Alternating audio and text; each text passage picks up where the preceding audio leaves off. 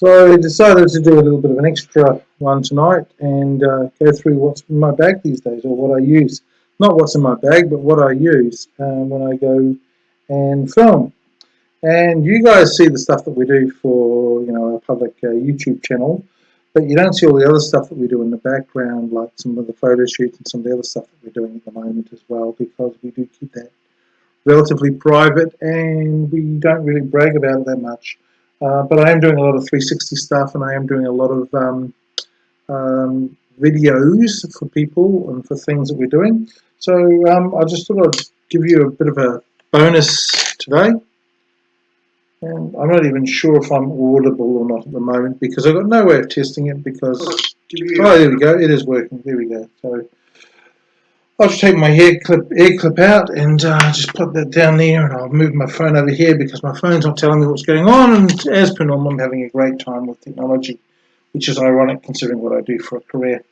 So to briefly go through what I use, I thought I'd show you some of the kit that I'm using, some of the new kit that I'm using, and what we haven't actually had a chance to use yet. So the best way for me to do that is to reach over here and grab the camera off here and hope that we don't stop the USB from working.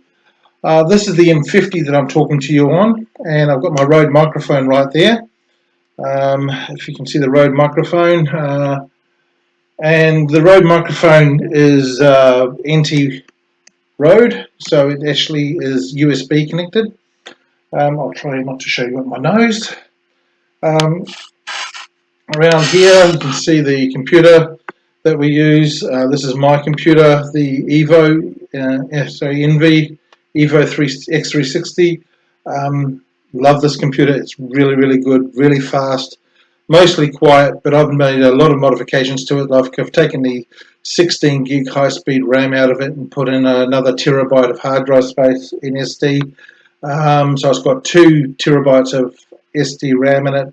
The reason you can hear the fan going nuts is because I'm always running it at high speed, and etc, etc. Over there we've got the Stream Deck.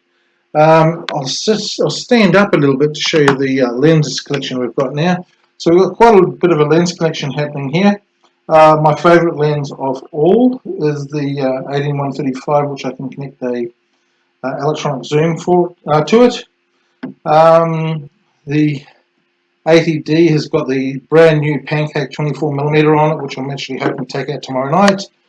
The M50 I'm using right now, we bought this the other day, and this is the very small 4mm fisheye lens, and it does some amazing stuff with 360. It means that we can take photos in a room, a small room, and get a full 360 view of it. And I'm just destroying TJ's. Oh, Jesus! I'm destroying TJ's little setup he had here. You'll see the video that uses those tomorrow. My favourite new lens is the new fisheye lens from Samyang. It's an amazing fisheye lens, or wide angle lens, I should say. We got a bit frustrated with the Tamron lens here, always having trouble with it on the field, so we actually upgraded to a 55 by 250mm zoom lens from Canon, a genuine Canon lens. Got it for a good price, so we can't complain about that. And the new baby to the family is the 90D. 90D is something I've been wanting to get for a long time, and Ted's Cameras had it for a price that I could not refuse. So I got the 90D, and as I said, that's got my favourite lens on it of all times. That there is an everything lens. Everyone's familiar that watches our racing with us using the GoPro 7s. We don't have any GoPro 8s. We've heard so many bad stories about them rattling on bikes, so we won't even go near them. They're not even a thing, not even a discussion point at the moment. But I understand the 9s are coming out soon, and anyone that's watched our video about GoPros will know that we like every second one. The Heroes came out first, then the Hero 3s were the next ones we bought, Hero 5s after that, and then we bought 3 Hero 7s. So we live by the Hero 7s. And we've got 2 Osmo action cameras, which are actually better than the GoPros. The stability on them is incredible. Can't knock them at all. Going down the other side of it, we've got the We won't say what I call this, but when I ask TJ for it, I don't use its real name. This is a Qualcomm 360 and 3D camera. It's a 360 setup like that there, with the two top lenses being in use. And then if you rotate this around, I'll see if we can figure out what way it wants to rotate. Let's put the camera on the side. And now it's a 3D camera, so it can actually do some amazing 3D filming. Very clever camera, I'm very happy with it. Use it as much as I can. I've just made a rig the other day to do some 3D stuff using the GoPros or the Osmo Actions, probably the GoPros though, just purely for file size. But that there is a staple in our steed in our stable. It's an amazing piece of equipment. Inside here we've got our latest camera though, the latest action camera. This was given to me and I have to do a video about it soon. The quality of this thing is absolutely gold. Cannot go into it enough. This is the Insta 360 twin pack. Give you an idea, that's the cage for it. I'm not going to set the cage up using one hand. That's a battery charger, it's an additional battery charger. That's actually the battery. When I put the camera together in a hurry, all I do is put the battery aside, grab the lens I want. Grab the lens I want. Maybe I want the sports lens, or maybe I want to go 360. And everyone knows how much we love doing our 360 stuff. So there's a 360 lens. Either way, I grab the support module,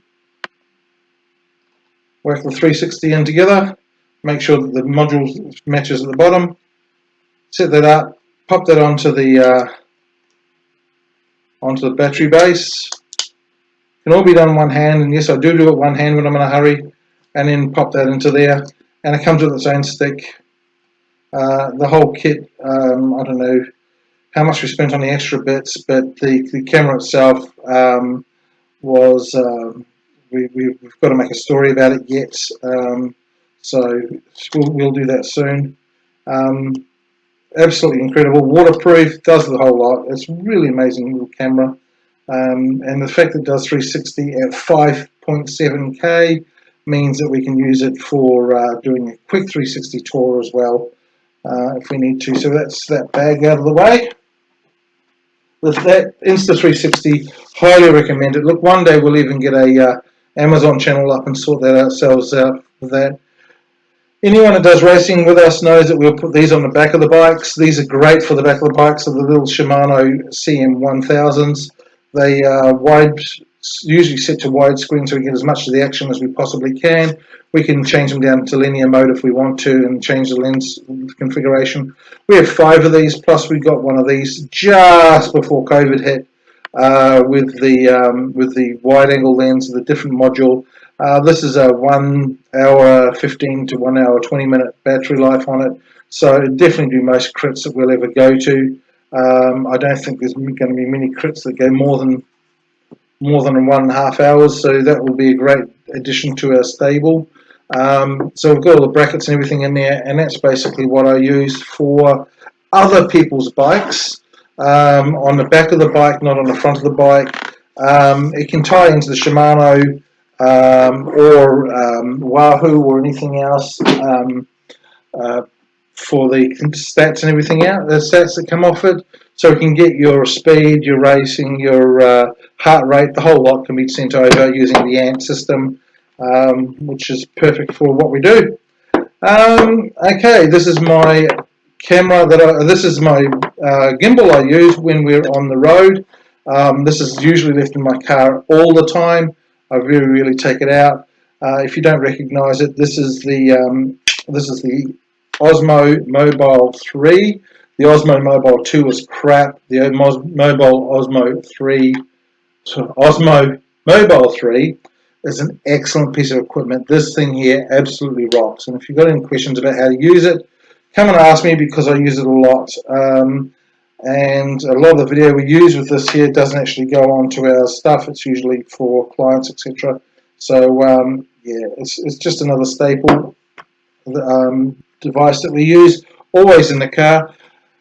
I've got two other 360 cameras, but realistically, I only really use the Qualcomm and the Insta 360. I don't use the Insta 360 1X anymore. It's a piece of it fell down at one stage, and it's not that crash hot anymore.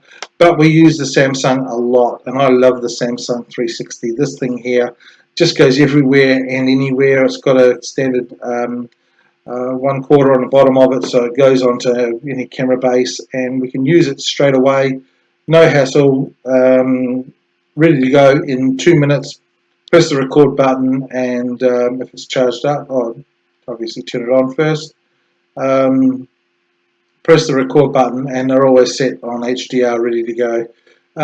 This one here just shows you how much we use it because it's flat, and I haven't got around to charging it yet. But that's the way life is. Also, just before COVID hit, unfortunately, I missed out on using this beautiful device for the racing, but I have taken it out a couple of times, and that's the Mavic Mini, 249 grams, very light drone. It's designed to be as light as possible to get it around the casseroles, etc. Yes, go on, make comments in there about casseroles and how it doesn't get around the casseroles. Don't really care. I've got enough of a license to do what I need to do. So for me, it's perfect. It's 249 grams. It holds up in the wind perfectly. I've got the Mavic Air, the Mavic Zoom, no Mavic 2 Zoom, the Mavic. I've got the Phantom 4. I've got all the other drones I could possibly need. I've even got some Parrots, but this one here is a good one for being on the go. It literally takes 30 seconds, 35 seconds, and it's in the air, so I don't have to muck around with it. It's like the Osmo Mobile 3. It just gets used. And doing all the 360 stuff, I recently purchased a proper gimbal for it. So this is a oh my goodness, it's a newer gimbal, but newer as an NEEWER gimbal, but it also does everything you can possibly imagine. But I'm not going to show you through how to do that at the moment. I might do a video one day on how to do 360, because to be frankly honest, all the videos that I watched on how to do 360 stuff were crap and very, very hard to actually figure out. So I will actually do a story about that one time in the future. And basically, that's our stable, not stable. Jeez, I keep getting those two words mixed up all the time, don't I? So, you know, let us know what you want to see in the future. But that's the sort of stuff that we have that we use. To go through some of the lenses that we've got, we got the 35mm. Oh, I love this thing. 1.5 TT. It doesn't use f-stop, it uses t-stop, so it's TS, sorry, 1.5 TS. Cinematic lens. It is just beautiful. It produces the most gorgeous cinema style video. Can't wait to use it with a 90D at 4K. But the thing is that this works straight away with our Ronin S and using the pull focus, etc. And it's just beautiful. It's just everything we want it to be. Really, really quick, really easy to use, and it's Samyang, so it's good quality. Our Samyang, the lens I was talking about before, this has actually been adapted to go onto the M50, but realistically, it's usually just goes on the 80D or now the 90D. The lens itself, keeping it as clean as I can and being as careful as I can with it.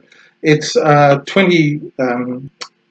a 2.8 f-stop to 14 f-stop, 2.8 f-stop up to, oh, I can't remember what it is now. I can't see what my 22 f-stop. It's 14mm, so it's nice and short throw. It's the parallax for all those that use 360 and do 360 photography. The parallax, unfortunately, is right here. But hey, it works fine. As I said, the Tamron zoom lens that we've got, we're not happy with that, so we very rarely use it. Good zoom lens, the M50 Zoom Lens, lots of adapters and covers and plates. Some of these I've printed myself. The the pancake lens on the M8, the 80D, the macro lens for the 22mm macro lens for the M50. Of course, the fisheye I was talking about, the 4mm Laowa. Laowa, if you ever do watch this video, tell you guys I love your stuff. You make some really nice stuff. Feel free to throw a probe my way. I want to play with one. I don't need to keep it, but I can't afford to buy it. So if you really want to see something interesting, I'm sure that I can do some interesting stuff with it, especially around bikes, which is something you guys have never done before. This is my macro lens. It's got a light built into it, so if I take the cover off, see it's got a light built into it, designed for doing some macro photography that I do very rarely because I'm not into macro. I like doing big area stuff, the 360s, the panoramas, etc. TJ's favourite 85mm portrait lens, the stock lens, and of course, as I said, my favourite 18 to 155mm. I mean, this thing here is my favourite by far. 18 to 135mm, my favourite by far lens. 2.8 f-stop on it, so it does quite well. And the last thing I was going to mention is this baby here is still one of our most used and loved possessions, and that is the Osmo Pocket. Go everywhere with it. Instant start, starts recording within 5 seconds of turning it on. Stays charged up all the time in here, so I don't have to worry about it. And I charge this up like once a month. Of course, we've got lots of microphones, we've got lots of brackets, we've got lots of lights, we've got lots of everything else. We've got our headphones, we've got this, we've got that, we've got everything. But the camera gear is stuff that we don't get to pull out everything all the time and have a look at it. And I just thought, you know, hey, you guys are probably wondering what we use, and that's what we do use. Now, when we go out on the field, if you want to know what's in my bag, I can't show you because unlike those lucky buggers like Peter McKinnon and all that know their craft like the back of their hand, I don't, and I have to wing it sometimes. And in order to do that, I take a lot of stuff with me, more stuff than you probably need most of the time. But in order to do that, what ends up happening is I'll end up with lots of stuff in the bag that I don't use. But what I do use, we use a lot. The equipment we have, we treat very carefully. This is like, 3 years old and it's still perfect condition. The only damaged camera gear that we've got is the Insta 361X. And as I said, I'm not very happy with that because it was their stick that actually broke and caused that issue. And I was very lucky I was able to pull it out of the way of the riders before it landed on top of them. I'm not very happy about the equipment. I wasn't actually over the top of the riders, I'm not stupid, but it was not a good day. I'm not very happy about the fact that the glass got chipped. We managed to get most of the chip out of the glass by polishing it, but I'm not going to pay $300 for a 360 camera to be repaired. Rode microphone, all the rest of the stuff that we use all the time, that's what we've got. I've done this as a live broadcast, but no one's joined me at all because no one knew that we were going to do it. But I appreciate you coming along and having a look and seeing what we use. Got to go and put this all away again now, which means locking it up for the night, or locking it up till we use it. But thank you very much for joining me. Hope you learned something about what we do. Personally, I've got to go back to work now. Not out of here, at home, but still I've got to do a couple of hours of work yet. So have a good night and stay informed. Thank you for joining me tonight. I'll see if I can even run the outro and get the outro to work this time because I failed last time. So let's give it a whirl and see what happens. Outro away.